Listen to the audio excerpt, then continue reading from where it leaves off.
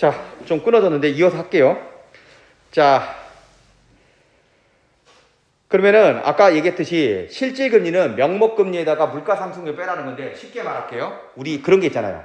아까 100만 원에 10% 이자를 받는다고 했지. 명목금리는 10%입니다.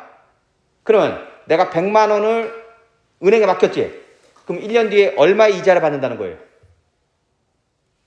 10만 원의 이자를 받는다는 거지. 그러면 이 사람은 쉽게 말한다면 10만 원의 이자를 받았다고 우리가 얘기할 수 있는데 물가가 만약 5%가 올랐다면 1년 사이에 화폐 구매력은 높아져요, 떨어져요? 무슨 말인 거 하니? 내가 돈을 1년 동안 맡겼잖아요. 1년 동안 돈을 안 썼다는 거예요. 그렇게 해서 10만 원을 받았으니까 10만 원, 우와 뿌듯하죠. 하지만 그 10만 원의 가치가 1년 전에 10만 원의 가치냐를 따지라는 거예요. 예. 그러면 1년 전에 물가보다 1년 뒤에 물가가 5%나 올랐다면 그 10만 원은 1년 전에 10만 원하고 달라요. 그게 복잡한 얘기하는 게 아니에요. 예. 그 10만 원은 5% 물가가 오르기 전이라면 10만 원은 고스란히 쓸 수 있지만 물가가 오른 상태에서 10만 원은 5% 오른 만큼은 차감해서 봐야 된다는 거예요. 뭔지 아세요? 그래서 자, 실질적인 금리는 이런 겁니다. 10%죠? 근데 물가는 얼마 올랐어요? 5% 올랐죠? 실질적으로 네가 받는 이자는 5%밖에 안 돼, 이거지. 그래서 그걸 실질금리라고 하는 겁니다. 됐지? 그러면 볼게. 그럼 물가가 오르면 아까 구매력 떨어진다고 했지? 그럼 물가가 오르면 실질금리는 올라요, 내려가요? 공식 봐봐. 실질금리는 명목금리에다가 물가를 빼는 거잖아요. 이게 올라가요. 빼기잖아. 이게 올라가요. 그럼 얘는 내려가죠.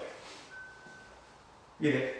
당연히 물가가 오르면 오를수록 실제 받는 이자는 줄어들 수밖에 없어요.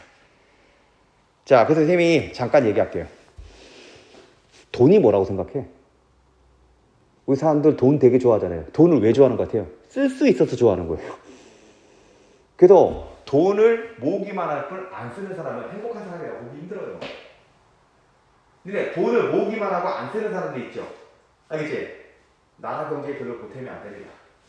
어느 정도 소비를 해야죠. 이해돼? 자, 그런데 사람들이 예금을 왜 한다고 생각해요? 안 쓰려고? 돈을 더 불리려고 하는 거 아니겠어요? 그러니까 이렇게 보면 돼요. 예금이라는 거는 이자율에 따라 많이 결정되는 건데 내가 돈을 맡긴 만큼 돈을 더 불리려고 하는 겁니다. 이해돼요? 일종의 투자라고요. 나 먹고 싶은 거, 사고 싶은 거, 이 돈으로 사고 싶은 게 있는데 돈을 더 불리기 위해서 1년 동안 돈을 안 쓰기로 한 거예요. 쉽지 않은 선택입니다. 그치? 그러니까 그 귀중한 돈을 내가 1년 동안 안 쓰고 너한테 빌려줬지. 그러면 상대가 돈을 갚을 때 그냥 갚으면 안 돼. 내 돈을 안 쓰고 너한테 맡긴 것에 대한 대가를 줘야 돼. 이해돼? 그 대가가 뭐야? 이자죠. 맞니? 근데 이것도 일종의 모험이에요. 10만 원을 받았다고 좋아할 일이 아니에요. 이해돼? 내가 돈을 불릴 목적으로 10% 이자를 보고 10만 원을 얻기 위해서 예금을 했지. 10만 원은 약하네요. 내가 10억 있어요. 10억을 당장 쓰고 싶은데 안 쓰고 돈을 불리기 위해서 10% 이자를 믿고 내년에 11억을 받으려고 1억이 생기잖아요. 넣어놨어. 근데 물가가 10% 올랐어. 이게 내가 사고 싶은 집이 있는데 저 집을 사야 돼. 딱 10억인데 11억이에요. 알겠지? 11억이에요. 알겠죠? 그래서 여기다 통장에 넣으면은 11억 되면 좋겠다 해가지고 11억 만들 수 있다고 해가지고 이자율 10% 했죠. 그동안 물가가 10% 올랐습니다. 얘는 실제로 받는 이자가 0이겠지? 뭐 한 거지? 이거예요. 자, 그럼 봐봐. 아까 11억짜리 부동산은 물가 상승률 10% 정하면 1억 1천만 원이 올랐겠지? 11억을 찾아도 12억이 넘기 때문에 못 사요. 뭔지 알겠어요? 그러니까 물가가 오르게 되면 이자만큼 물가가 오르기 때문에 돈 값어치가 떨어질 수밖에 없다는 그 얘기를 하는 거라고. 설마 뭐 말인지 이해돼요? 그러면은 됐습니다. 자, 5번 볼게요. 5번 달라. 명목금리는 물가 상승률과 실질금리의 합이래요. 그렇다면은 여기 체크한 이유가 있습니다. 체크한 이유가 있는데 명목금리의 흐름을 파악하라라고 했죠. 이 말 되게 중요해요.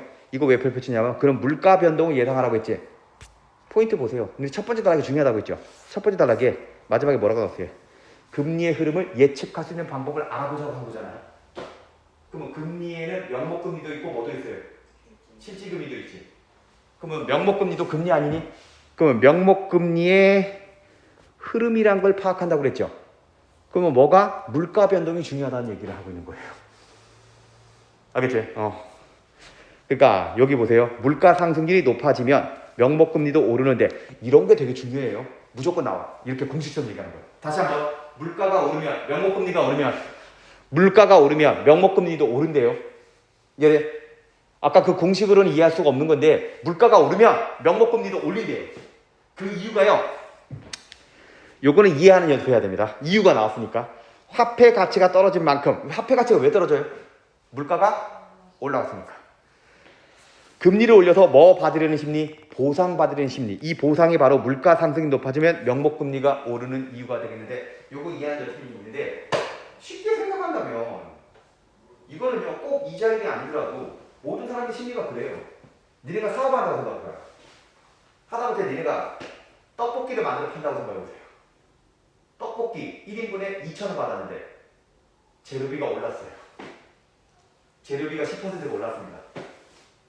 그러면 이윤에서 10%가 깎이겠지. 왠지 손해보는 거 같지 않아요? 그러면은 내가 할 수 있는 선택은?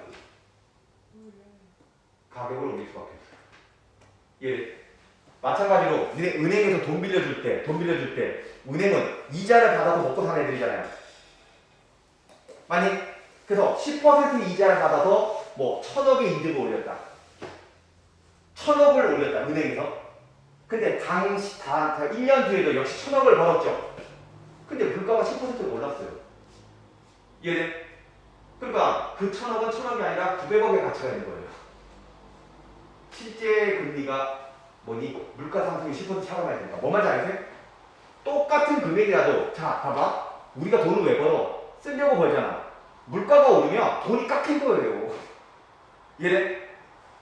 올해도 1,000억, 다음에도 1,000억을 벌었지만은요 물가가 10% 올라버리면 900억 번 거하고 똑같은 거예요. 은행은 기분이 좋아요, 안 좋아요? 안 좋죠? 그러니까 손해본 10%만큼 보상받으려고 하겠지. 에라 모르겠다, 뭐를 이자를 모르겠다. 예, 그게 똑같은 심리입니다. 지금도 보세요. 각종 뭐 라면 가격이 인상한다.